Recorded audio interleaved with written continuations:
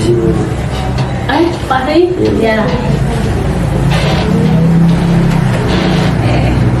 Fahri, ini dari kelas, bukan dari kantin kan? Bukan. Ya, jam siapa ini sekarang? Pelajaran Pak Adnan. Ya, sudah izin sama Pak Adnan kalau mau ke sini. Sudah. Fahri tahu kenapa ibu panggil ke sini? Tidak tahu. Oke. Jadi begini Fahri. Tadi ibu baru saja dapat laporan dari Ibu Ike. Tadi ada ketemu Ibu Ike, tidak merasa ketemu Ibu Ike?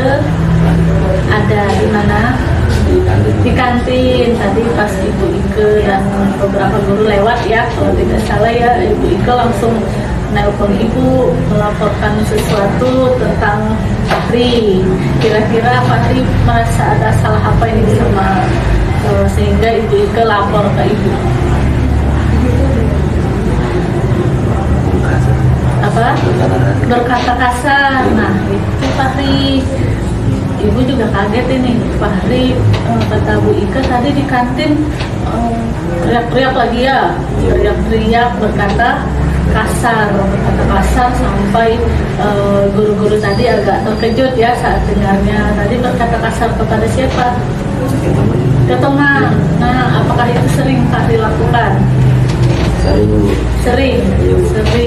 Nah, Fahri sadar tidak bahwa berkata kasar itu perihal yang tidak baik? Iya. Terus kenapa Fahri lakukan? Menurut Fahri itu apa sih? Kenapa alasannya Fahri berkata-kata kasar? Ibu cek juga ya sama teman-teman Fahri, tadi sudah ibu tanyakan bahwa di kelas juga Fahri sering berkata-kata kasar ya Fahri ya. Jadi ibu sudah bertanya sebelum memanggil Fahri ke sini, ternyata iya Bu, Fahri sering berkata-kata kasar sehingga membuat teman-teman di kelas itu merasa risih ya.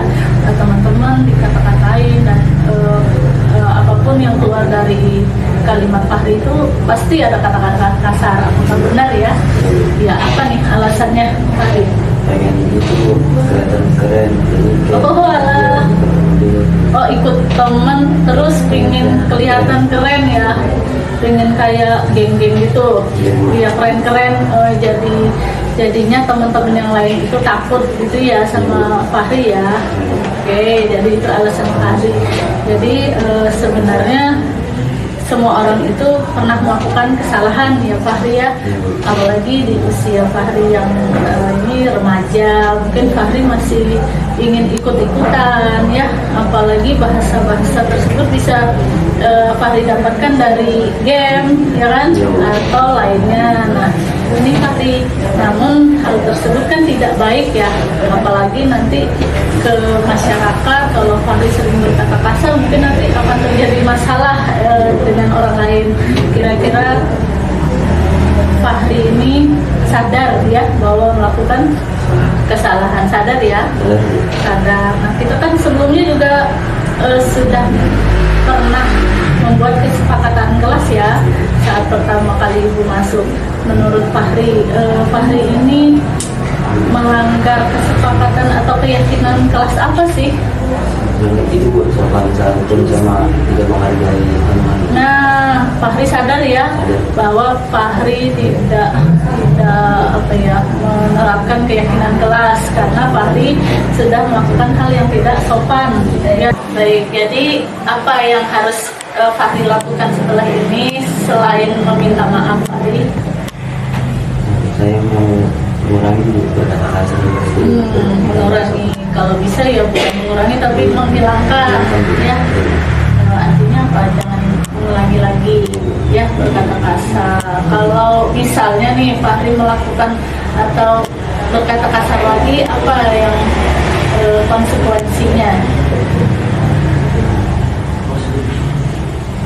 Saya siap menerima resiko apa yang dikasih sama ibu aja. Ya nanti mungkin ada panggilan orang tua ya Fahri ya. Jadi Fahri kalau ini sudah berjanji nanti setelah ini akan minta maaf dan berjanji tidak mengulanginya lagi. Tapi kalau mungkin di kedepan harinya ada yang melaporkan Fahri berkata kasar lagi, ibu akan langsung memanggil orang tua. Begitu ya Fahri.